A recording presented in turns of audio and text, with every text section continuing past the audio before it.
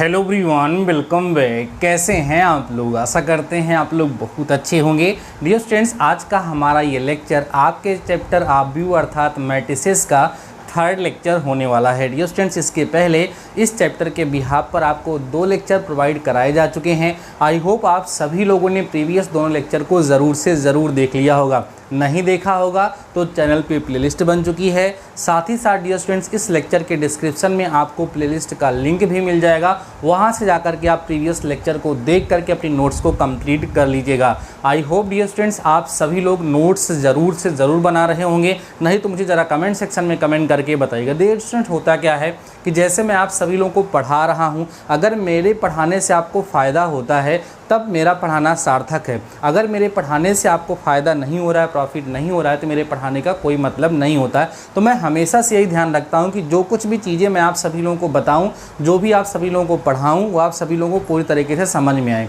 इसलिए dear students, comment section में comment करके मुझे ज़रूर से ज़रूर बता दिया करिए कि लेक्चर समझ में आया या नहीं आया, आप नोट्स बना रहे हैं या नहीं बना रहे हैं। एक बात छोटी सी डियर स्टूडेंट्स और आप सभी लोगों से करनी है, बाकी मैं क्लास को स्टार्ट करने चल रहा हूँ। डियर स्टूडेंट्स, आप देख रहे होंगे कि प्रीवियस 2 लेक्चर आपको मैंने प्रोवाइड कराया, लेकिन आप सभी लोगों का इंटरेस्ट उतना अच्छा नहीं बन पा रहा है। मतलब जो नंबर ऑफ़ स्टूडेंट्स है, मीन्स जो व्यूज़ हैं वो उतने अच्छे नहीं आ रहे हैं। 500 बच्चे भी लेक्चर्स को नहीं देख पा रहे हैं। क्या इसके पीछे का रीज़न है? अगर आप सभी लोग कमेंट सेक्शन में कमेंट करके मुझे बताएंगे, कोई एडवाइस होगी वो मुझे बताएंगे तो मुझे अच्छा लगेगा। बाकी डियर स्टूडेंट्स, लेक्चर रेगुलर चलता रहेगा, चाहे 100 लोग देखें चाहे 50 लोग देखें, लेक्चर रेगुलर होगा। सिलेबस कंप्लीट कराऊंगा, इसमें किसी प्रकार की कोई समस्या नहीं है। लेकिन एक बार अगर आप मुझे बताएंगे तो मैं उसमें सुधार करने का प्रयास करूँगा, क्योंकि मेरी भी एक ख्वाहिश है, मेरी भी एक उम्मीद है कि ज़्यादा से ज़्यादा बच्चे हमारे साथ जुड़ें और फ्री में मैं उनकी हेल्प कर सकूँ। बाकी डियर स्टूडेंट्स, आइए इस लेक्चर को हम स्टार्ट करते हैं।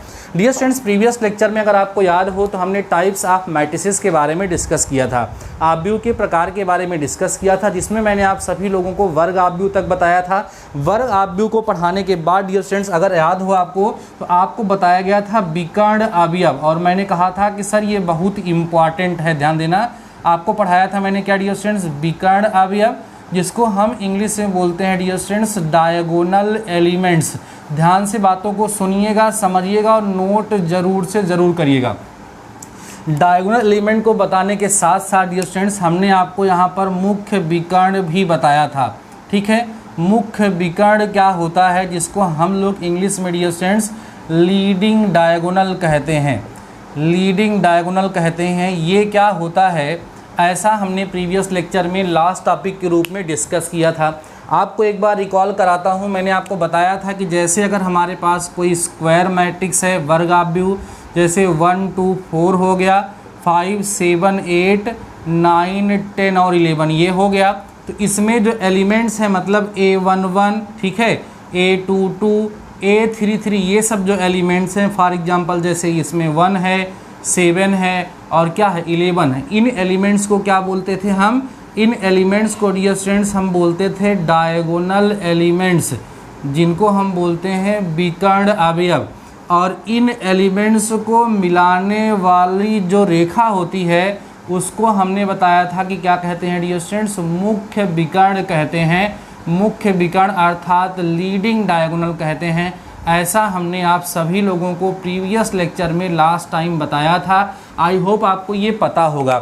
ये मैं इसलिए फिर से रिकॉल कर दे रहा हूँ कि हो सकता है कुछ लोग लेक्चर ना देख रहे हो, तुमको ना समझ में आया होगा, या लास्ट तक ना देख रहे हो तो ये समझ लेंगे तो आगे की चीज़ें आपको समझ में आएंगी। तो ध्यान रखना डियर स्टूडेंट्स कि जो हमारा मुख्य विकर्ण होता है वो केवल और केवल स्क्वायर मैट्रिक्स अर्थात वर्ग आब्यू में ही होता है। किसी और आब्यू में, किसी और मैट्रिक्स में मुख्य विकर्ण नहीं होते हैं, ना तो विकर्ण अवयव होते हैं। इस टॉपिक पर इतना जोर इसलिए दे रहा हूं क्योंकि आगे के जो आब्यू के प्रकार आपको बताने चल रहे हैं वो इन्हीं पर बेस्ड हैं, डायगोनल एलिमेंट्स पे, इसलिए इसको मैंने बताया। तो आइए डियर स्टूडेंट्स, हम अपने नेक्स्ट मैट्रिक्स के बारे में डिस्कस करते हैं, जिसका नाम है विकर्ण आब्यू। विकर्ण आब्यू, ध्यान देना डियर स्टूडेंट्स, हमारा अगला जो है विकर्ण आब्यू, उसका नाम है विकर्ण आब्यू। ध्यान से समझना, विकर्ण आब्यू, जिसको हम लोग डियर स्टूडेंट्स बोलेंगे डायगोनल मैट्रिक्स। डायगोनल मैट्रिक्स, ध्यान से समझिएगा, डायगोनल मैट्रिक्स क्या होता है। अब ध्यान देना डियर स्टूडेंट, इसके पहले के जो मैट्रिक्स आप सभी लोगों को पढ़ाए गए उनकी डेफिनीशन आपको अच्छे से तैयार हो या ना तैयार हो, लेकिन अब जो मैं आपको बताने चल रहा हूँ इनकी डेफिनीशन ज़रूर तैयार कर लीजिएगा, क्योंकि इनमें से आपके एग्जाम में क्वेश्चन ज़रूर पूछे जाते हैं। तो विकर्ण आव्यूह क्या होता है ज़रा समझते हैं। डेफिनीशन लिखते हैं, कहते हैं डियर स्टूडेंट्स ऐसा वर्ग आव्यूह, ध्यान रखना अब जो भी आव्यूह आपको बताए जाएंगे आगे वो सब लगभग वर्ग आव्यूह ही रहेंगे। तो डेफिनीशन देखिए डियर स्टूडेंट्स, बोलेंगे ऐसा वर्ग आव्यूह, ध्यान देना, ऐसा वर्ग आव्यूह, ऐसा वर्ग आव्यूह, डेफिनीशन लिखिएगा, ऐसा वर्ग आव्यूह जिसके विकर्ण अवयवों के अतिरिक्त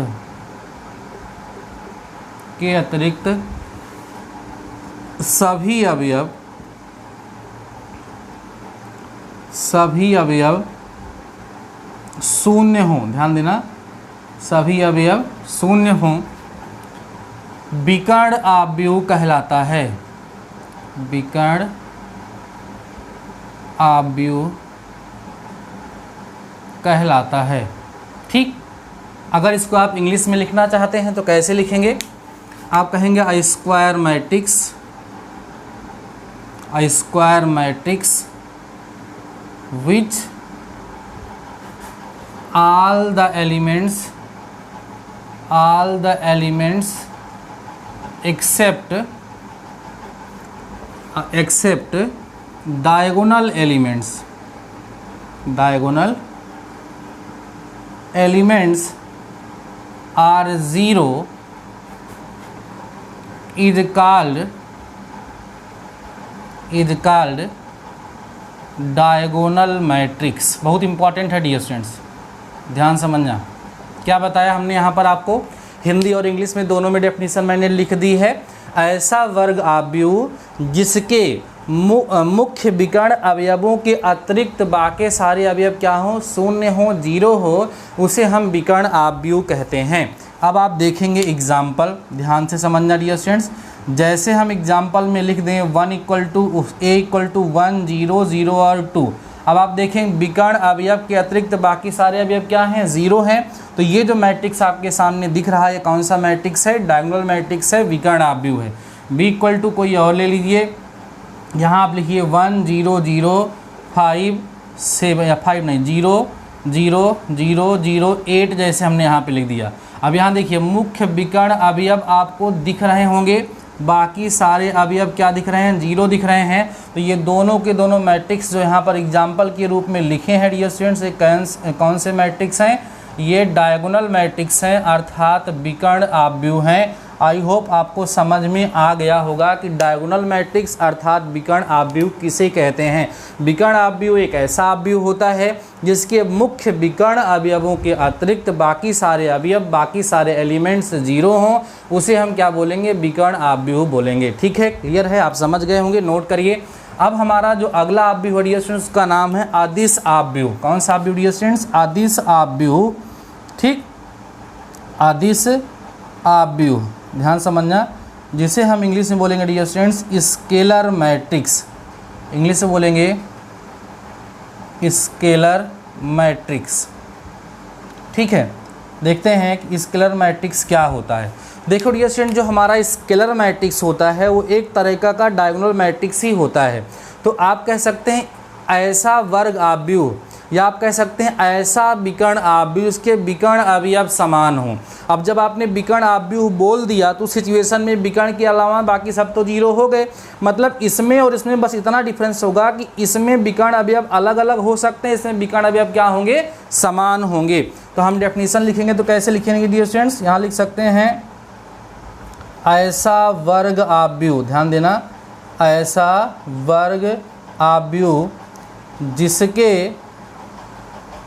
जिसके विकर्ण अवयव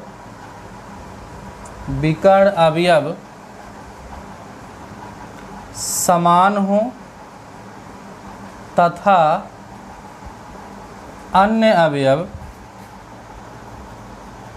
तथा अन्य अवयव शून्य हो, क्या कहलाएगा डियर स्टूडेंट्स? अदिश आव्यूह कहलाता है या कहलाएगा। ठीक, आप इंग्लिश में भी लिख सकते हैं, क्या लिख सकते हैं? A square matrix which diagonal elements are same and other elements are zero is called scalar matrix. मैंने बोल दिया है, आप लोग लिख सकते हैं डेफिनेशन। एग्जाम्पल देखेंगे डियर स्टूडेंट, जैसे हमने लिख दिया यहाँ पर 2 0 0 और 2 बी इक्वल टू, जैसे हमने लिख दिया यहाँ पर देखिए 3 लिख दिया, 3 लिख दिया, 0 लिख दिया, 0 लिख दिया, 0 3 0 0 0 3। अब आप देखेंगे कि ये दोनों हमारे पास जो लिखे हैं इनको भी हम लोग डायगोनल मैट्रिक्स बोल सकते हैं, इनको भी हम विकर्ण अवयव बोल सकते हैं, क्योंकि इसमें भी विकर्ण अवयव के अतिरिक्त बाकी सारे अवयव जीरो हैं। लेकिन इन दोनों में डिफरेंस क्या है? इसमें जो विकर्ण अवयव हैं वो समान नहीं है, कोई ज़रूरी नहीं कि समान हो या ना हो, लेकिन इसमें विकर्ण अवयव क्या होंगे? समान। जैसे इसमें दोनों में देखो 2 हैं, इसमें सब क्या हैं? 3 हैं। तो अगर विकर्ण अवयव समान होंगे और बाकी सारे अवयव जीरो होंगे तो उसे हम क्या बोलेंगे? अदिश आव्यूह बोलेंगे, स्केलर मैट्रिक्स के नाम से जानेंगे। अब यहाँ पर एक नोट पॉइंट आप लोग ध्यान रख सकते हैं डियर स्टूडेंट्स की जो हमारा डायगोनल मैट्रिक्स है, ठीक है, उसको तो हम स्केलर नहीं कह सकते, लेकिन आप ये कह सकते हैं ऑल द स्केलर मैट्रिसेस या all the scalar matrix are diagonal matrix. ध्यान देना, डायगोनल मैट्रिक्स मतलब हमारे जितने भी जितने भी हमारे स्केलर मैट्रिक्स हैं उनको हम सभी लोग डायगोनल मैट्रिक्स बोल सकते हैं। इसमें कहीं कोई समस्या नहीं है, क्योंकि हमारा जो अदिश आव्यूह है अर्थात जो स्केलर मैट्रिक्स है वो विकर्ण आव्यूह अर्थात डायगोनल मैट्रिक्स की सारी कंडीशन को फुलफिल करती है। तो ये दो इम्पॉर्टेंट मैट्रिक्स आप सभी लोगों को बताए गए, इनको फटाफट से नोट करिए। फिर हम चलते हैं अपने अगले आव्यूह की तरफ। अगला आव्यूह है डियर स्टूडेंट्स तत्समक आव्यूह, जो इन सब से कहीं ज़्यादा इम्पॉर्टेंट है। ध्यान देना, क्या बोलेंगे डियर स्टूडेंट्स? तत्समक आव्यूह। ध्यान देना, तत्समक आव्यूह, जिसको हम लोग इंग्लिश में बोलते हैं आइडेंटिटी मैट्रिक्स। आइडेंटिटी मैट्रिक्स, ठीक है, ये बहुत ज़्यादा इंपॉर्टेंट है डियर स्टूडेंट्स। आइडेंटिटी मैट्रिक्स जिसे हम बोलते हैं तत्समक आव्यूह, बहुत ज़्यादा एग्जाम में इसकी डेफिनेशन भी पूछी जाती है। साथ ही साथ डियर स्टूडेंट्स इसका एग्जाम्पल भी हम लोग प्रॉब्लम को सॉल्व करते समय यूज़ करते हैं। सो ये हमारे लिए बहुत ही ज़्यादा इम्पॉर्टेंट है। आइए देखते हैं तत्समक आव्यूह किसे कहते हैं। डियर स्टूडेंट देखिए ध्यान से लिखेंगे, ऐसा वर्ग आव्यूह। ध्यान देना, ऐसा वर्ग आव्यूह, सब वर्ग आव्यूह हैं जिसके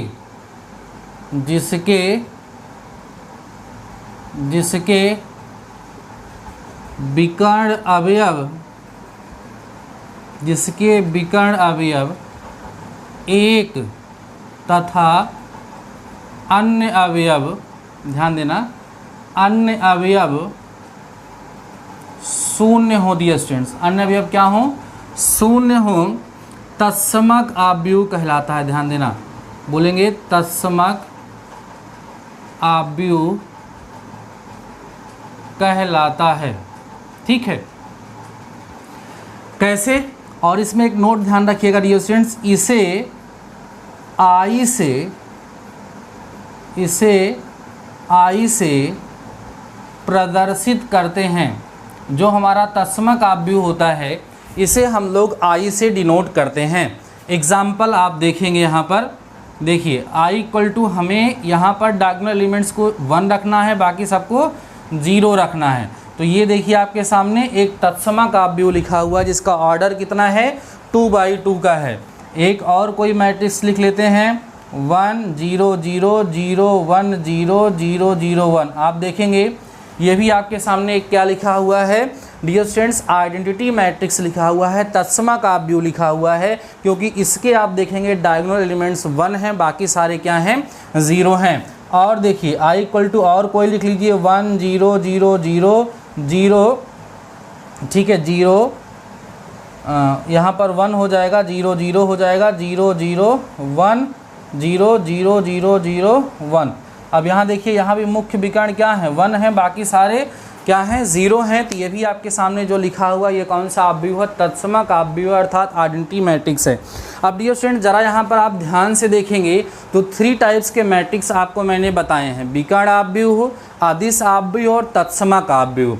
आप देखे होंगे कि इन तीनों में सिमिलरिटी क्या है, ये और ये तीनों के तीनों वर्ग अवयव हैं। सबसे पहले बना विकर्ण अवयव। विकर्ण अवयव में विकर्ण के अवयव को छोड़ के बाकी सब 0 होंगे। अब इसी में एक कंडीशन और लग गई कि अगर विकर्ण अवयव समान हो गए तो उनको अदिश बोल दिया गया, और समान में भी स्पेशलिटी रख गई कि अगर वो क्या हो गए, 1 हो गए तो वो क्या हो गया, तत्समक अवयव हो गया। इसकी डेफिनेशन कई बार पूछी गई है, ध्यान से समझ लीजिएगा और डियर स्टूडेंट्स को नोट डाउन ज़रूर से ज़रूर कर लीजिएगा। मैं इसको इरेज करता हूँ, फिर डियर स्टूडेंट्स बढ़ता हूँ आगे की तरफ और सारे मैट्रिक्स के बारे में चर्चा करता हूँ। अभी 3 टाइप्स के मैट्रिक्स आप सभी लोगों के साथ और डिस्कस करने वाला हूँ, ठीक है। ध्यान से समझते चलिएगा डियर स्टूडेंट्स, बहुत ही इंपॉर्टेंट लेक्चर आज का ये होगा। इसमें से आपके एग्ज़ाम में क्वेश्चन पूछे जाने की संभावना काफ़ी ज़्यादा रहती है। आइए ध्यान से समझते चलेंगे और हमारे साथ कॉपी और पेन ले करके जो भी चीज़ें आप सभी लोगों को समझा रहा हूँ उनको समझते भी चलिए और अपनी नोट्स में नोट भी करते रहिए। और यार अगर अभी तक आप सभी लोगों ने लेक्चर को लाइक नहीं किया है तो फिर क्या कर रहे हैं, लाइक कर दीजिए और अपने दोस्तों के साथ एक बार प्लीज़ लेक्चर को शेयर कर दीजिए डियर स्टूडेंट्स, ठीक है। आइए अगला जो हमारा अवयव है डियर स्टूडेंट्स, उसका नाम है त्रिभुजीय अवयव। ध्यान देना, त्रिभुजीय अवयव, ठीक, जिसको हम लोग बोलते हैं डियर स्टूडेंट्स इंग्लिश में ट्रायंगुलर मैट्रिक्स। ये बहुत कम पेपर में आता है लेकिन जान लीजिए होता क्या है। ट्रायंगुलर मैट्रिक्स जिसको हम लोग बोलेंगे डियर स्टूडेंट्स त्रिभुजीय अवयव, ठीक है। अभी जो त्रिभुजीय अवयव होता है डियर स्टूडेंट्स ये 2 तरह का होता है, एक होता है ऊपरी त्रिभुजीय अवयव और एक होता है निम्न त्रिभुजीय अवयव। ध्यान देना, एक को बोलेंगे ऊपरी त्रिभुजीय अवयव, ठीक, जिसको हम बोलते हैं अपर ट्रायंगुलर मैट्रिक्स। ध्यान देना, अपर ट्रायंगुलर मैट्रिक्स, ठीक। और जो दूसरा होता है उसको हम बोलते हैं निम्न त्रिभुजीय अवयव। निम्न त्रिभुजीय अवयव, जिसको हम बोलते हैं लोअर ट्रायंगुलर मैट्रिक्स, ठीक। ऊपरी त्रिभुजीय अवयव और निम्न त्रिभुजीय अवयव। जरा ध्यान समझो, मैं एग्जाम्पल लिखूंगा, उसी एग्जाम्पल से आप सभी लोगों को इसको समझा दूंगा और आप बेहतर तरीके से समझ भी जाएंगे। दोनों का एग्जाम्पल लिखेंगे। देखिए डियर स्टूडेंट, जैसे हमने एक मैट्रिक्स यहाँ पर लिखा 1 2 3 0 नहीं 1 0 0 3 0, यहाँ कुछ और लिखिए 5 लिखिए, यहाँ 7 लिखिए, यहाँ 3 लिखिए, यहाँ 8 लिखिए। अब डियर स्टूडेंट्स है क्या, आप देख रहे होंगे कि यह एक स्क्वायर मैट्रिक्स यहाँ पर लिखा हुआ है और इस स्क्वायर मैट्रिक्स में ये जो हमारा मुख्य विकर्ण है इसके ऊपर के एलिमेंट्स तो आपको दिख रहे होंगे लेकिन इसके नीचे के एलिमेंट्स आपको 0 दिख रहे होंगे। जब नीचे के एलिमेंट्स 0 दिख रहे होंगे तो ऊपर आपको एक ट्रायंगल बनता हुआ नज़र आ रहा होगा। क्या बनता नज़र आ रहा होगा, ट्रायंगल बनता हुआ नज़र आ रहा होगा। तो चूंकि जो ट्रायंगल है वो ऊपर बन रहा है इसीलिए इसको ऊपर त्रिभुजीय अवयव या अपर ट्रायंगुलर मैट्रिक्स के नाम से जानते हैं। तो आपको इसमें बताना क्या है कि ऐसा वर्ग अवयव जिसके मुख्य विकर्ण के नीचे के जो अवयव हैं वो क्या हों, 0 हों, 0 हों, उसे हम क्या बोलेंगे, ऊपरी त्रिभुजीय अवयव बोलेंगे, क्योंकि इसमें त्रिभुज कहाँ बनेगा, ऊपर बनेगा। क्लियर हो गया होगा। वो इसका जस्ट अपोजिट होगा। निम्न त्रिभुजीय अवयव में क्या होगा, मुख्य विकर्ण जो होगा उसके ऊपर के अवयव 0 होंगे और नीचे त्रिभुज बनेगा, इसलिए उसका नाम क्या रख दिया जाएगा, निम्न त्रिभुजीय अवयव अर्थात लोअर ट्रायंगुलर मैट्रिक्स। एग्जाम्पल देख लेते हैं, जैसे A = हम ले लेते हैं डियर स्टूडेंट्स 1 2 3, ठीक है, 0 5 3 0 0 7। अब ज़रा देखो ध्यान से, यहाँ जो मुख्य विकर्ण है इसके नीचे के अवयव डियर स्टूडेंट्स क्या हैं, बचे हुए हैं और ऊपर के अवयव क्या हो गए हैं, 0 हो गए हैं। तो नीचे आप सभी लोगों को यहाँ पर क्या बनता हुआ नज़र आ रहा है, एक ट्रायंगल बनता हुआ नज़र आ रहा है, एक त्रिभुज बनता हुआ नज़र आ रहा है। तो नीचे त्रिभुज बन रहा है, इसलिए इसका नाम क्या हो जाएगा, निम्न त्रिभुजी आव्यूह हो जाएगा, लोअर ट्रायंगुलर मैट्रिक्स हो जाएगा। तो आई होप आपको समझ में आ गया होगा, ऊपर त्रिभुजी आव्यूह, निम्न त्रिभुजी आव्यूह। डेफिनेशन एग्जाम में लिखने के लिए क्या बोलेंगे, ऐसा वर्ग आव्यूह जिसके मुख्य विकर्ण के नीचे के अवयव 0 हों उसे हम क्या बोलेंगे, ऊपर त्रिभुजी आव्यूह, और जिसके मुख्य विकर्ण के ऊपर के अवयव 0 हों उसे हम क्या बोलेंगे, निम्न त्रिभुजी आव्यूह। समझ में आ गया होगा डियर स्टूडेंट्स। इसकी भी डेफिनेशन आप सभी लोग खुद से लिख लेंगे और लिख करके आपके सामने एग्जाम्पल मैंने दे दिया है, इस एग्जाम्पल को आप सभी लोग नोट डाउन कर लेंगे और आपको ये समझ में आ गया होगा। अब हम चलते हैं डियर स्टूडेंट्स अपने अगले आव्यूह की तरफ। बहुत ही ज़्यादा इंपॉर्टेंट लेक्चर डियर स्टूडेंट्स हो रहा है, और अगर आप सभी लोगों ने अभी तक लेक्चर को शेयर नहीं किया है तो शेयर कर दीजिए। बहुत ही मेहनत से आप सभी लोगों के लेक्चर प्रोवाइड कराता हूँ। आप देख पा रहे हैं गर्मी बहुत ज़्यादा हो रहा है, लेकिन फिर भी आपकी क्लास रेगुलर चल रही है, रेगुलर चलेगी और आपको बढ़िया से पढ़ाया जाएगा। ठीक है, चलिए ध्यान से समझिएगा। अगला जो आव्यूह है डियर स्टूडेंट्स वो हमारा है शून्य आव्यूह। ध्यान देना, जिसका नाम है शून्य आव्यूह, जिसे हम डियर स्टूडेंट्स इंग्लिश में बोलते हैं जीरो मैट्रिक्स। जीरो मैट्रिक्स, ठीक। जीरो मैट्रिक्स क्या होता है, ये बड़ा आसान है। ऐसा आव्यूह जिसके सभी अवयव 0 हों, ऐसा आव्यूह जिसके सारे अवयव क्या हों, 0 हों, शून्य हो, उसे हम शून्य आव्यूह या जीरो मैट्रिक्स के नाम से जानेंगे। ध्यान देना, मैं लिख देता हूँ क्या डियर स्टूडेंट्स, ऐसा आव्यूह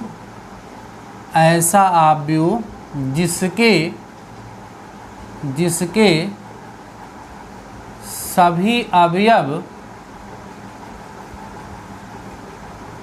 क्या हों, शून्य हों,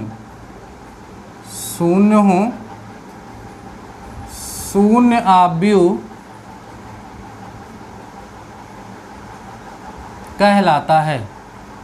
ठीक, एग्जाम्पल आप कोई भी लिख सकते हैं।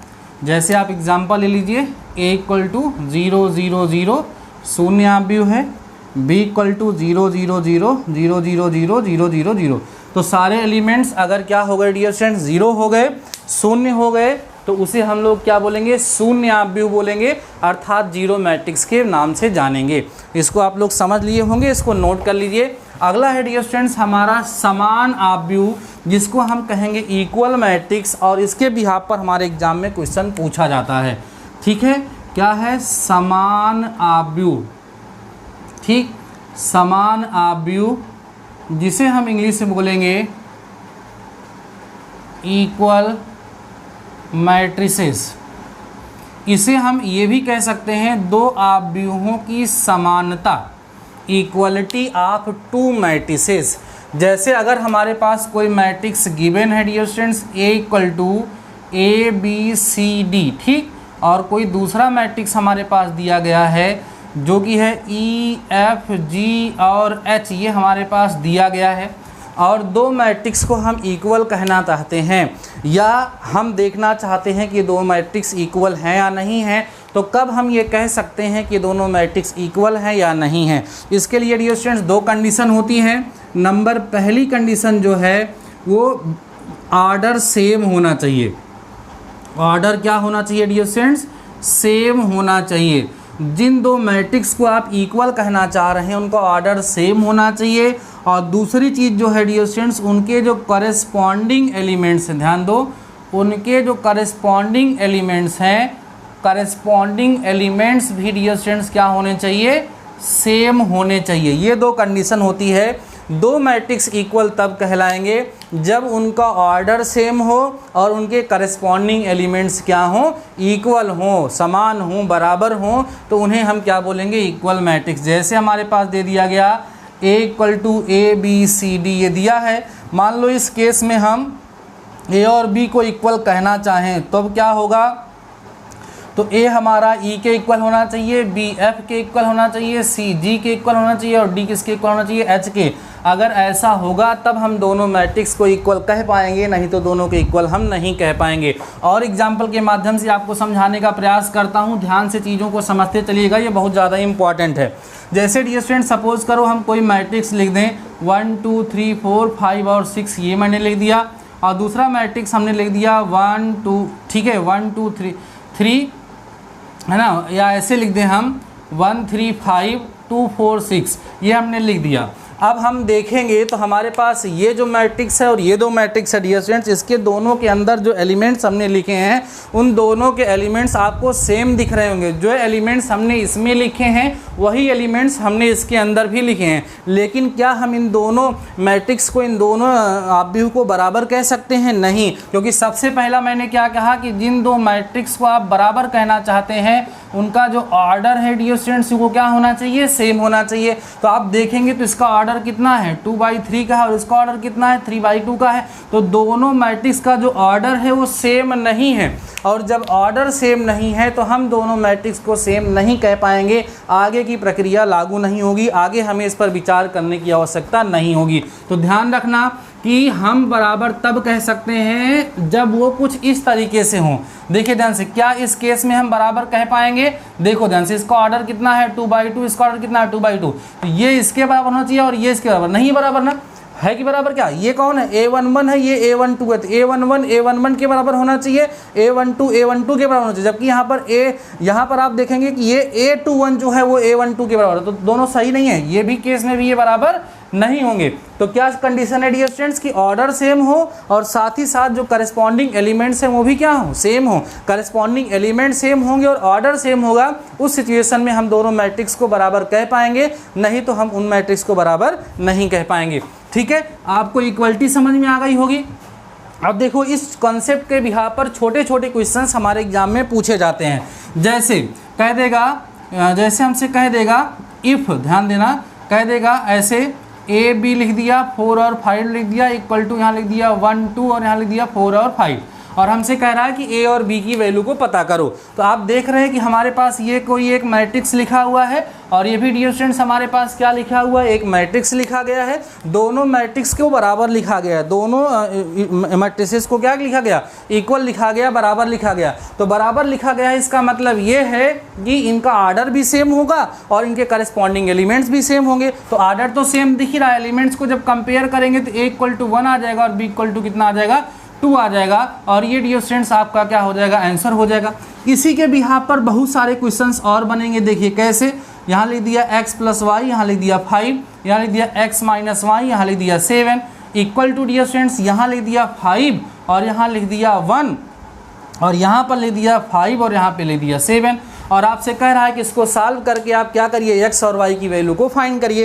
तो आप देख रहे होंगे कि यह मैट्रिक्स इस मैट्रिक्स के क्या लिखा हुआ है? इक्वल लिखा हुआ है, और अगर ये मैट्रिक्स इस मैट्रिक्स के इक्वल लिखा गया तो करस्पॉन्डिंग एलिमेंट्स क्या होंगे? सेम होंगे। जब आप कंपेयर कर देंगे डियर स्टूडेंट्स तो x + y = 5 मिलेगा, इसको इक्वेशन फर्स्ट ले लेंगे, और इसको जब कंपेयर करेंगे तो x - y = 1, इसको हम इक्वेशन सेकेंड ले लेंगे। अब भाई हमें करना क्या है? इक्वेशन फर्स्ट और सेकेंड को सॉल्व कर लेंगे तो x और y की वैल्यू आ जाएगी। दोनों इक्वेशन को जब ऐड कर लोगे y से y कट जाएगा, यहाँ आएगा 2x = 6, तो x = डियर स्टूडेंट्स कितना आ जाएगा? 3 आ जाएगा। x की वैल्यू यहाँ रखोगे तो y = 2 आ जाएगा। तो इस तरीके से आप इसको सॉल्व कर पाएंगे और आपको इसका आंसर मिल जाएगा। इस तरह के क्वेश्चंस अक्सर 2 नंबर में आप सभी लोगों के एग्जाम में पूछे जाते हैं। दो मैट्रिक्स को बराबर दे करके उसमें ABCD की, XYZ की या PQRS की वैल्यू पूछी जाती है। आई होप आप सभी लोगों को ये टॉपिक अच्छे से समझ में आ गया होगा कि इक्वलिटी ऑफ टू मैट्रिसेस क्या होता है और इसके बिहाफ पर किस तरह के क्वेश्चंस आप सभी लोगों के एग्जाम में पूछे जाएंगे। मैं इसको इरेज करता हूँ। सारी बातें आप सभी लोगों को बेहतर तरीके से ज़रूर डियर स्टूडेंट्स समझ में आ चुकी होंगी। आप सभी लोग इनको रिवाइज करेंगे, साथ ही साथ जितना मैंने आप सभी लोगों को पढ़ाया है इसको अपनी नोट्स में नोट ज़रूर करेंगे। और कहीं पर भी किसी प्रकार का कोई डाउट अगर लेक्चर में आप सभी लोगों को आया होगा तो मुझे ज़रूर बताइएगा। आज के इस लेक्चर में हमने जो शुरुआत करी वो विकर्ण अवयव और मुख्य विकर्ण से शुरुआत करी, जो कि हम पहले ही लेक्चर में कवर कर चुके थे। फिर मैंने आपको बताया कि विकर्ण अवयव अर्थात डायगोनल मैट्रिक्स क्या होता है। फिर मैंने आपको बताया अदिश अवयव अर्थात स्केलर मैट्रिक्स क्या होता है। फिर मैंने आपको बताया तत्समक अवयव अर्थात आइडेंटिटी मैट्रिक्स क्या होता है। फिर आपको मैंने बताया शून्य अवयव जिसे हम जीरो मैट्रिक्स के नाम से जानते हैं वो क्या होता है। फिर मैंने आप सभी लोगों को बताया कि दो मैट्रिक्स को हम इक्वल कब कह सकते हैं या दो अवयव समान कब होते हैं, और उसके बिहाफ वहाँ पर आप लोगों के एग्ज़ाम में किस तरह से क्वेश्चंस पूछे जाते हैं वो भी मैंने आप सभी लोगों के साथ शेयर किया है। आई होप सारी चीज़ें आप सभी लोगों को समझ में आ रही होंगी। और अभी तक पहुँच गए हो, लेक्चर को लाइक नहीं किए हो तो लाइक कर दो, और चैनल पर नए हो तो सब्सक्राइब जरूर कर लो। और अगर अभी तक आप सभी लोगों ने इस लेक्चर को अपने दोस्तों तक शेयर नहीं किया है तो प्लीज़ शेयर कर दीजिए। इसके अतिरिक्त अगर आप सभी लोगों ने अभी तक अपने टेलीग्राम चैनल को नहीं ज्वाइन किया है तो टेलीग्राम पे जाके सर्च करिएगा डीडी मैथमेटिकल सॉल्यूशन और अपने टेलीग्राम चैनल को ज्वाइन कर लीजिए। वहाँ पर कुछ चीज़ें आप सभी लोगों को मिल सकती हैं जो आपके लिए हेल्पफुल होंगी। बाकी डियर स्टूडेंट्स, आज के इस लेक्चर में बस इतना ही। कोई सुझाव है, कोई अपडेट है, कुछ आपको और कुछ एक्स्ट्रा चीज़ें चाहिए, मुझे कमेंट सेक्शन में ज़रूर बताएंगे। बाकी मिलते हैं नेक्स्ट लेक्चर के साथ, तब तक लिए शानदार रहिए और पढ़ते रहिए।